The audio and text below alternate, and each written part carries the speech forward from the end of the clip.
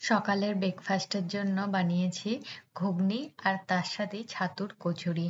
দুটোর কম্বিনেশনই কিন্তু খেতে কিন্তু বেশ দারুণ। একদম দোকানের মতন বানানোর চেষ্টা করেছি। এইভাবে ছাতুর কচুরি আর তার সাথে ঘুগনি বানিয়ে ট্রাই করে দেখতে পারেন। খেতে কিন্তু বেশ মজাদার ছিল। আমার রেসিপিগুলো যদি আপনাদের কাছে ভালো লেগে থাকে তাহলে প্লিজ চ্যানেলটিকে সাপোর্ট করবেন আরও এগিয়ে নিয়ে যাওয়ার জন্য। প্রথমে আমি ঘুগনি বানিয়ে নেব। তার জন্য 1 কাপ মটর আমি আগের দিন রাতেই কিন্তু জল দিয়ে ভিজিয়ে রেখেছিলাম। এবার আজকে সকালে মটরটা ভালো করে ধুয়ে নিয়েছি। তারপর এটা কুকারের মধ্যে দিয়ে দিচ্ছি। এটা কিন্তু সেদ্ধ করে নেব। আর সেদ্ধ করার জন্য জল দিয়ে দিলাম, খুব বেশি জল দেব না। তাতে কিন্তু এই সিটি দেওয়ার ফলে জল অনেকটাই বাইরে বেরিয়ে আসে। তা আমি এখানে নুন আর হলুদ অ্যাড করছি। একদম লো ফ্লেমে কিন্তু 7 থেকে 8টা সিটি দেব। আপনারা যদি চান যে মটরটা যাতে তাড়াতাড়ি হয়ে যায়, একটু গলা মতন হয়ে যায়, তাহলে এখানে খাবার সোডা কিন্তু অ্যাড করতে পারেন। আমি আজকে ঘরে বানাচ্ছি, মানে ঘরের জন্যই বানাচ্ছি, তা খাবার সোডা দিলাম না, তবে অন্য সময় দিয়ে থাকি। এখানে আমি পুরি বানানোর জন্য ময়দা নিয়ে নিলাম 1.5 কাপ, তার সাথেই জোয়ান নিয়ে নিলাম, আর তার সাথেই চিনি, নুন আর 1 চামচ মতন রিফাইন্ড অয়েল। আপনারা যদি হাতে বানান তাহলে সবকিছু কিন্তু আগে ভালো করে কিন্তু মিশিয়ে নেবেন। মিশানো হয়ে গেলে তারপর অল্প অল্প জলের সাহায্যে, যেমন আটা মাখা হয় সেরকম মেখে নেব। ময়দাটা কিন্তু মাখানো হয়ে গেছে, ডো একদম রেডি। এবার দেখুন, এটা আমি ঢাকা দিয়ে সাইড করে রেখে দেবো। এটা কিন্তু খুব বেশি শক্ত হয়নি, একটু নরম আছে। তবে এটা রেস্টে থাকার ফলে আরো একটু বেশি নরম হয়ে যাবে কিন্তু। এটা ঢাকা দিয়ে রেখে দিলাম। এবার স্টাফিং বানিয়ে নিচ্ছি, মানে ছাতু নিয়ে নিচ্ছি। তার জন্য, যেহেতু ছাতুর কচুরি বানাচ্ছি, তো ছাতুর সাথে কিন্তু বড় 1 চামচ বেসন অ্যাড করব। আর তার সাথে ভাজা মশলা অ্যাড করব। ভাজা মশলাটা আমি আগে থেকেই বানিয়ে রাখি, আলাদা আলাদা করে জিরে, ধনে, শুকনো লঙ্কা তিনটে একসাথে হালকা একটু ড্রাই রোস্ট করে কিন্তু গুঁড়ো করে নিতে পারেন। তবে আমার কাছে আলাদা আলাদা করে তিনটেই, মানে ড্রাই রোস্ট করে গুঁড়ো করা আছে, সেটাই অ্যাড করছি। তার সাথে কিন্তু হিং দিলাম আর কাসুরি মেথি দিলাম, আর দেব নুন। এতে কিন্তু গন্ধটাও খুব ভালো আসবে। কাসুরি মেথি আর হিং অবশ্যই অ্যাড করবেন। এবার সবকিছু ভালো করে মিশে একটু একটু জলের সাহায্যে একটা ডো বানিয়ে নেব। খুব বেশি যাতে নরম না হয় ডোটা, জলটা একটু বুঝে দেবেন। দেখুন স্টাফিংটা একদম রেডি আছে, এটাও ঢাকা দিয়ে সাইড করে দেব। এবার আমি ঘুগনি বানিয়ে নেব। তার জন্য আমি এখানে দুটো ছোট সাইজের আলু নিয়ে নিয়েছি। আলুগুলোর খোসা ছাড়িয়ে ভালো করে ধুয়ে নিয়ে একদম ছোট ছোট পিস করে কিন্তু কেটে নিচ্ছি। আর এদিকে কিন্তু সিটি কিন্তু হয়ে গেছে প্রায় 7 থেকে 8টা মতন। গ্যাসটা পুরো বেরিয়ে গেলে আমি একবার চেক করে দেখিয়ে দিচ্ছি। দেখুন মটরটা কিন্তু একদম ঠিকঠাক গলে গেছে। তবে আগেই বললাম খুব বেশি একদম গলিয়ে ফেলবো না, তাই আমি কোনো রকম খাবার সোডা দিইনি।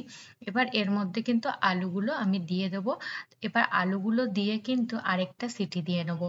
তবে আপনারা চাইলে আলুটা ভেজেও বানাতে পারেন, তবে আমি ভাজছি না, এরকম সেদ্ধ করে নিচ্ছি। একটা সিটি দেওয়ার পর গ্যাসটা বেরিয়ে গেছে। দেখুন আলুটা কিন্তু একদম পারফেক্ট সেদ্ধ হয়ে গেছে, আর মটর তো আগে থেকেই সেদ্ধ হওয়া ছিল।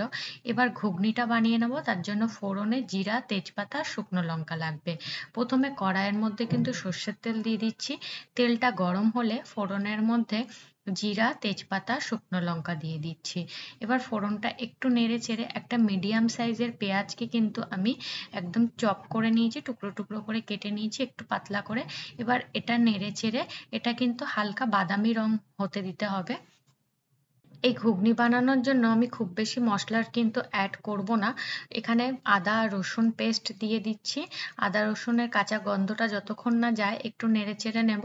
আর এখানে একটা বড় মাপের টমেটোকে একদম কুচি করে কেটে নিয়েছি, সেটা অ্যাড করব। গ্যাসের ফ্লেম কিন্তু আমি একদম লো রেখেছি। এবার এখানে হলুদ, কাশ্মীরি লঙ্কার গুঁড়ো আর ঝাল লঙ্কার গুঁড়ো অ্যাড করছি। লঙ্কার গুঁড়োটা একটু কম দিলাম, ঝাল লঙ্কার গুঁড়ো, কারণ বাচ্চারা খাবে। আপনারা আপনাদের ঝালটা পরিমাণ মতো দিতে পারেন। এবার মশলাটা দেখুন ভালো করে কষানো হয়ে গেছে, টমেটোটাও অনেকটা গলে গেছে। এবার ওই সেদ্ধ করে রাখা আলু আর ঘুগনিটা অ্যাড করে দিলাম। নেড়ে চেড়ে ভালো করে মিশিয়ে দিয়ে এর মধ্যে গরম জল দিয়ে দেবো, কারণ ঘুগনিটা আমি আরো কিছুক্ষণ সময়ের জন্য কিন্তু ফোটাবো। আমি কিন্তু কোনো রকম আদা রসুন আর টমেটো ছাড়া আর কোনো মশলা তেমন দিইনি, মানে জিরে ধনে। তবে এখানে লাস্টে গরম মশলা দিয়ে দেবো, আর ভাজা মশলার মধ্যে জিরের গুঁড়ো আর ধনের গুঁড়ো দিয়ে দেবো, আর লাস্টে কিন্তু কাটা ধনিয়া দিয়ে দেবো। এবার সবকিছু কিন্তু ভালো করে মিশিয়ে নেব। এটা হতে দেবো একটু লো ফ্লেমে, ততক্ষণে আমি কচুরিটা বানিয়ে নিই। এখানে ময়দাটা বেশ অনেকক্ষণ টাইমের জন্যই, প্রায় আধা ঘন্টার জন্য রেস্টে ছিল। দেখুন ময়দাটা কতটা নরম হয়েছে। এবার এটা না আর 2 থেকে 3 মিনিটের জন্য ভালো করে মেখে নেব। ময়দাটা কিন্তু বেশ অনেকটাই নরম মতন হয়েছে। ভালো করে মেখে নিয়ে তারপর লুচির জন্য যেমন ছোট ছোট লেচি কেটে নিই, সেরকম লেচি কেটে নেব। এবার 2 হাতের সাহায্যে গোল করে, যেরকম বাটির মতন একটা তৈরি করে নিই পুর ভরার জন্য, সেরকম করে নিয়ে মাঝখানে কিন্তু স্টাফিংটা দিয়ে দেবো। আর চারপাশের সমস্ত ময়দাগুলো উঠিয়ে এনে মুখটা কিন্তু ভালো করে বন্ধ করে দেবো, যাতে কচুরি ভাজার সময় কিন্তু স্টাফিংটা বেরিয়ে না যায়। যদি বেরিয়ে যায় তাহলে কিন্তু কচুরির মধ্যে তেল ঢুকে যাবে। এক এক করে আমি সবকটা কচুরির মধ্যেই কিন্তু আগে স্টাফিংগুলো ভরে নেব। এইরকম ভাবে ছাতুর কচুরি বাড়িতে বানিয়ে খেয়ে দেখবেন, খেতে কিন্তু খুব সুন্দর, আর গন্ধটাও কিন্তু বেশ দারুণ আসে, আর খুব নরম হয়। এক এক করে সব স্টাফিং গুলো ভরে নিয়ে সাদা তেল দিয়ে কচুরির মধ্যে, মানে যে লেচিগুলোকে বানিয়ে রেখেছিলাম তার মধ্যে লাগিয়ে এটা বেলে নেব, যেমন আমরা লুচি বেলি ঠিক সেইভাবে। মিডিয়াম রাখবো, খুব বেশি বড় বা খুব বেশি ছোট না। আর এটা কিন্তু খুব বেশি প্রেসার দিয়ে বেলতে যাবেন না, তাহলে কিন্তু স্টাফিংটা বাইরে বেরিয়ে আসবে। এক এক করে সবকটা কচুরি আগে আমি বেলে নেব, তারপর কিন্তু এক এক করে আমি ভেজে নেব। আর ওদিকে কিন্তু আমি গ্যাসের মধ্যে কড়াই বসিয়ে কিন্তু তেল গরম হতে রেখে দিয়েছি, আর রিফাইন্ড অয়েলেই পুরিগুলো সব ভাজবো। এবার এক এক করে আমি সবকটাই বেলে নিচ্ছি। তেল কিন্তু একদম হাই ফ্লেমে গরম করে নিয়েছিলাম, যদিও এখন আমি ফ্লেমটা মিডিয়াম করে দিয়েছি, কারণ তেলটা অনেকটাই গরম। আর এরকম ওপর থেকে না পুরির ওপরে তেল দিতে থাকবো, তাতে কি হবে, বেশ ফুলে উঠবে কচুরিটা। এবার এক পাশ হয়ে গেলে অন্য পাশ কিন্তু উল্টে দেবো। দেখুন দুপাশই কিন্তু খুব ভালো মতন ফ্রাই হয়ে গেছে। এবার তেলটা ছেঁকে তুলে নিচ্ছি। এরকম এক এক করে সমস্ত কচুরিগুলো কিন্তু ভেজে নেব। এরকম ওপর থেকে তেল দিতে থাকবেন ঝাঁঝরি হাতা দিয়ে। দেখুন ওপর থেকে আমি তেল দিচ্ছি, তাহলে কি হবে, কচুরিগুলো কিন্তু সবকটা একদম ফুলো ফুলো হবে। কচুরিগুলো এক এক করে সবকটাই আমি ভেজে নিচ্ছি। আর একটা কচুরি ভেজে নেওয়ার পর একটুখানি অপেক্ষা করবেন, তেলটা আবার একটু ভালো করে গরম হওয়ার পরেই কিন্তু আরেকটা কচুরি দেবেন। তেলের পরিমাণটা যাতে গরম থাকে। আর এরকম ওপর থেকে তেল দিতে থাকবেন, তাতে কি হবে, কচুরিগুলো ফুলে উঠবে।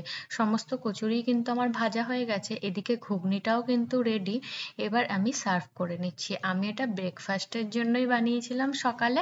একটা প্লেটের মধ্যে এরকম ঘুগনি সার্ভ করে নিচ্ছি। আপনারা চাইলে উপর থেকে কাটা পেঁয়াজ কাঁচা লঙ্কা এগুলো দিতে পারেন, তবে আমি আর দিচ্ছি না। কচুরিগুলোও ভেজে নিয়েছি, দেখুন কতটা নরম হয়েছে আমি দেখাচ্ছি। আর স্টাফিংটাও কিন্তু বেশ অনেকটাই কিন্তু কচুরির ভেতরে রয়েছে, দেখুন। আর অনেকটাই কিন্তু নরম, আর গন্ধটাও কিন্তু দারুণ। আপনারা চাইলে বাড়িতে এই রেসিপিটা অবশ্যই ট্রাই করবেন। আশা করি খেতে ভালো লাগবে। লাস্টে আমি একটু বিট নুন দিয়ে দিলাম। রেসিপিটা যদি ভালো লেগে থাকে একটা লাইক করে দেবেন।